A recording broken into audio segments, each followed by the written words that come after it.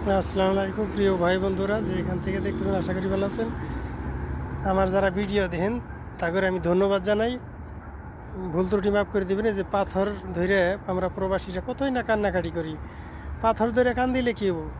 পাথরের মন গলম নরম হয়ে পাথর গলে যাব, কিন্তু দেশের মানুষ কিন্তু গলবো না। তাই আমরা যারা প্রবাসে আছি, এই যে দেখেন খুব কষ্টে আছি, 16-17 ঘন্টা ডিউটি করি। দেখেন আমরা যদি পাথর ধরেও কাইন্দা দেশের মানুষের আনতি বিনতি করি যে আমরা কষ্টে আছি, কষ্ট কিন্তু ওরা গ্রাহ্য করবো না। ওরা মনে করে যে না, ওরা সুখে আছে।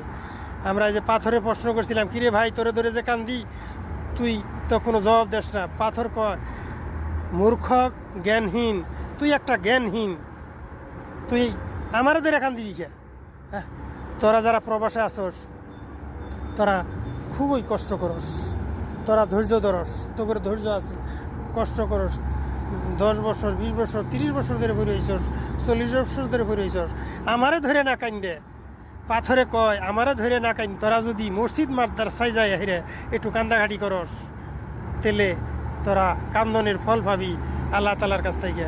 তাই আমরা যারা প্রবাসে আছি ধৈর্য ধরেন। এই পাথর ধরে না কান্দে, পাথর ধরে না কান্দে আমরা মসজিদ মাদ্রাসা যায় যদি একটু কান্দাঘাটি করি, হয়তো আল্লাহ পাক আঙ্গরে বিপদ মুসিবত থেকে রক্ষা করুক। প্রত্যেকটা প্রবাস ভাই ও বোনের জন্য দোয়া করি, যাতে প্রত্যেকেই ভালো থাকে, সুখে থাকে, এই আমার কামনা। আসসালামু আলাইকুম।